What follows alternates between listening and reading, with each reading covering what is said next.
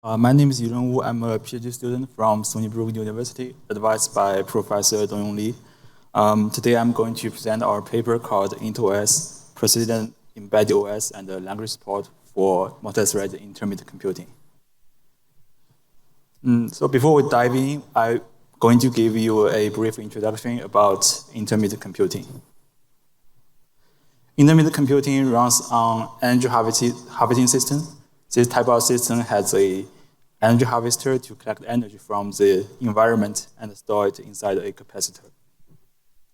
The computing part typically includes a microcontroller and both volatile and non-volatile memory. Because the energy harvesting speed is much lower than the power consumption rate of the device, the system will suffer from frequent crash during computing. And on crash, both the register states and the SRAM states will be lost. And after recharging, the system will reboot. So we need a crash-consistent solution that can support intermittent program execution like this. The system starts with a full capacitor of energy and execute a few lines, and it will crash after running out of the energy. And after recharging, the system will reboot and resume to the failure point. This process will repeat forever as long as the system operates. So in the last decade, researchers have built many systems that will support single-threaded execution for intermittent computing. But there is no embedded OS for it. So why do we want an OS for such a low-power device in the first place? So embedded OS is essentially a library layer that provides core programming primitives like threads, queues, semaphores, and software timers, and so on. It has several advantages. First, it can improve the microcontroller utilization, which results in better energy utilization. And it can also improve hardware multiplexing. And finally, it can also make programming for asynchronous multitasking much easier. There are some existing embedded OS on the market. For example, FreeRTOS is a market-leading embedded OS supported by Amazon. And the talk is initially from academia and is designed and is implemented fully in Rust. But the problem is that we cannot use these existing embedded systems as is for intermittent computing because they are not crash safe.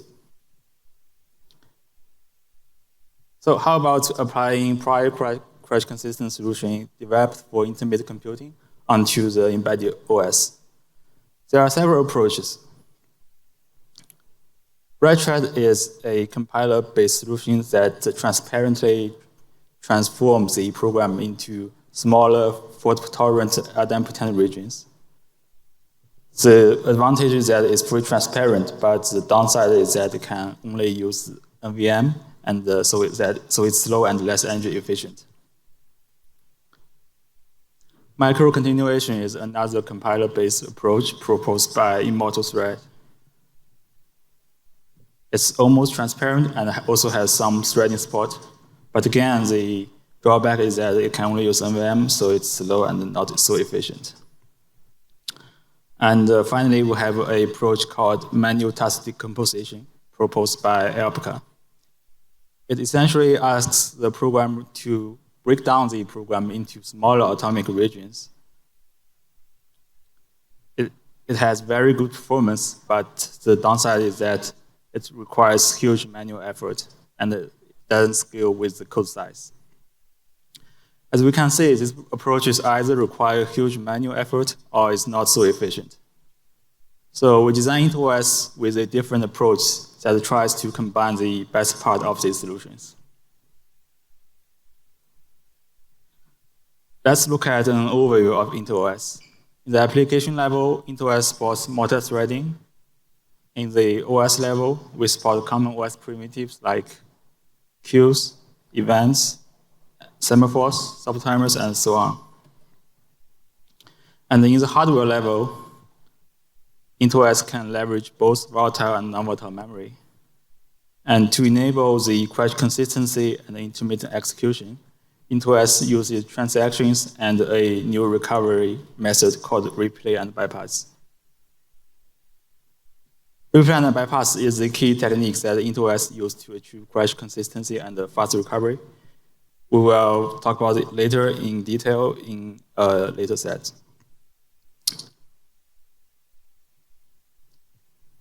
IntOS uses transaction to guarantee the crash consistency of non-volatile objects.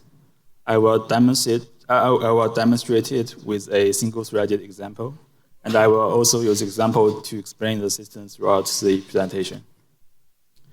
On the left is a program that collects some sensor data and performs the pattern recognition. It contains two transactions. For simplicity, we omit the event loop that wraps the second transaction. The first transaction simply creates a inter-thread persistent queue and a stat object. And in the second transaction, the program will read some sensor data into a buffer, extract the feature, and perform classification using a small model. And then it will update the persistent stat object and send the result to another thread through the persistent queue. The abstracted flow graph on the right will give us a more clear view into the kernel space. In the sysq system call, the execution will enter the kernel space and execute the system call with two kernel transactions, transaction 3 and transaction 4.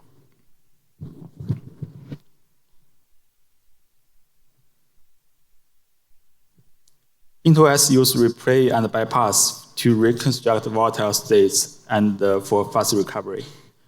Now let's use this example to see how IntOS can use this method to recover from the crash. The bottom shows the states of the metadata maintained by IntOS kernel. There are replay tables that record the return values of finished transactions and the system calls. The program will first execute transaction 1 and record the return value into the first slots of the user transaction replay table. Then during the execution of transaction 2, the program invokes a system call that enters kernel space. The system call will first execute kernel transaction 3, and record the result into the first slot of the kernel transaction replay table. Then it executes transaction 4 and record the result into the second slot when finished. And upon returning from the system call, the IntOS will record the return value of the system call into the system call replay table. And at the same time, it will clear the kernel transaction replay table automatically. Let's say the system crashes just before the thread can finish transaction 2.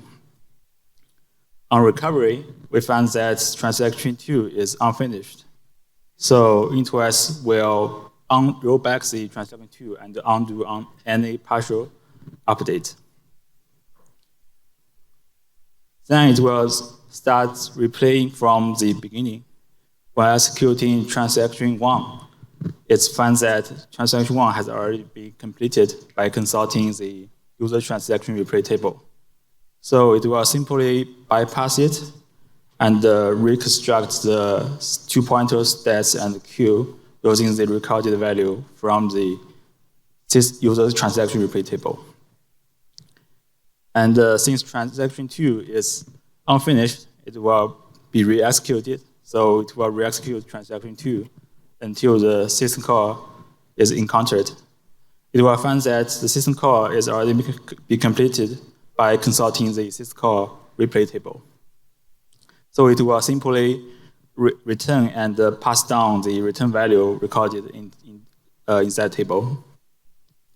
And finally, it will resume to the failure point and continue the execution.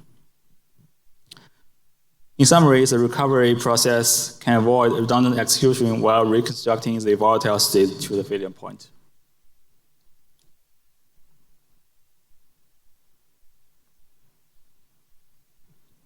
Supporting multi-threaded execution in this context will bring more challenges into the picture. First, kernel maintains multiple ready lists and wait lists that are updated very frequently. IntOS uses a roll-forward crash consistency solution that instead of transactions for efficiency. Second, tasks can interact with each other through the shared kernel objects like queue semaphores. IntOS uses kernel-level transactions to guarantee the crash consistency of these kernel objects. And during recovery, it will first recover the interrupted kernel transaction, if any, before resuming a user thread to prevent the user thread from preserving the partial kernel states. And finally, tasks have different priorities, and they can be in different scheduling states during when crashed. So we need some way to recover these tasks in some order such that less energy is wasted. The principle we use is that we will recover the ready tasks with the highest priority first, and lazily recover the other tasks when they are scheduled later. So let's look at the live example corresponding to the last challenge in the last slides. Compared to the previous example, we have another thread that has a higher priority, block waiting on the queue shared with thread 1. The thread 1 will first execute transaction 1, and in transaction 2, it will invoke a system call that sends an object through the queue. And it will wake up the thread 2 and make it ready. Since thread 2 has a higher priority and is in the ready state, upon returning from the system call, IntOS will deschedule the thread 1 and schedule the thread 2. Let's say thread 2 continue to execute transaction 5 and crash in the middle of it. During recovery, we have both threads inside the middle of the transaction. But IntOS will first recover the thread 2 because it has a higher priority and it's in a ready state. So it will roll back the transaction 5 and replace thread 2 first. And it will undo the transaction 2 in the thread 1 when it's actually scheduled and replay the thread 1. The rationale behind this type of just-in-time recovery is that if we try to undo all the unfinished transactions at once, we will have a higher chance of running out of the energy before we do anything meaningful.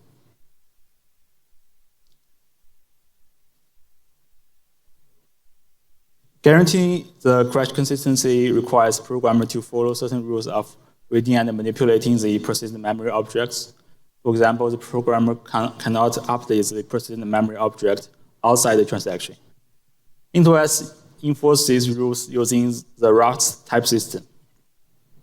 I will reuse the previous example to explain some of the rules and the methodology we use. First of all the persistent objects will be wrapped in special types like pbox so that we can impose restrictions based on the type. For example, we enforce that any raw reference cannot be returned from the transaction to prevent it from being modified outside the transaction. Here, returning a reference of some objects will fail the compilation. And in the transaction, the program needs to use the asmute method that receives the journal handle to obtain the reference. This can enforce together with the previous rule, it can enforce that the persistent object can only be dereferenced and modified within a transaction. We evaluate our work using 2 benchmarks. We derived a micro benchmark that contains 7 relatively simple applications with 1 to 4 threads per application. We also adopt a real-time data processing benchmark called WriteBench that contains 4 relatively complex applications. For baseline, we use WriteThread to compile a non-crash consistent version of IntOS to make it crash consistent. Retry, as I mentioned before, retry is a compiler-based solution that partitions and transforms the program into idempotent regions for crash consistency. We use two test beds. One is MSP430 that has a MSP core and both FRAM and SRAM. And we also use a Pro 4 Brook Plus board that has an ARM core with hybrid memory. This graph shows the evaluation result with power failures. We inject power failure at a regular frequency of 1 to 10 milliseconds. The x-axis is the benchmark applications, and the y-axis is the execution time normalized against the case with no power failure, which is shown by the leftmost bar. As we can see in this graph, the overhead increases as the power failure frequency increases. And in most cases, the majority of the overhead comes from re-execution, which is shown by the orange bar. Because if the application crashes in the middle of the transaction, we need to re-execute it, which takes a lot of time. The recovery overhead is shown by the green bar. It mainly includes performing the undo logging and bypassing, which is quite small most of the time. Compared to the retry, which is shown by the rightmost bar, we achieve a geometrical mean of 1.3 to 2 times lower overhead across different power failure frequencies. So in conclusion, IntOS is the first embedded OS that's crash safe and supports priority-based preemptive multithreading in intermittent computing setting. And in terms of efficiency, IntOS can make progress under frequent power failures at a lower runtime and energy overhead than prior works. And in terms of safety, IntOS can ensure the whole system persistency, including both volatile and non-volatile states using the Rust-based type system. Thank you.